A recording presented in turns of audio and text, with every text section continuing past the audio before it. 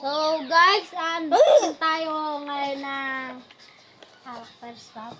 Ito po ang mga nabili na po natin. Ito po.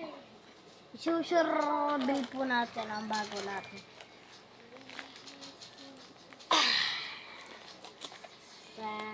So, isusurbil natin ang paa.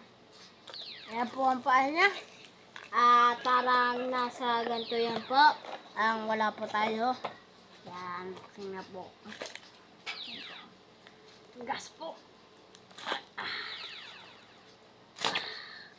Ayan po, ganda po. Sabi, tuwa po yung pamili natin. Guys, ayan po, maganda po. At, masaya po ako kasi pili ko na po ito eh.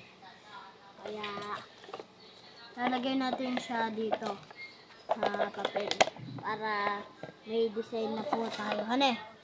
So, ngayon na lang po tayo magtata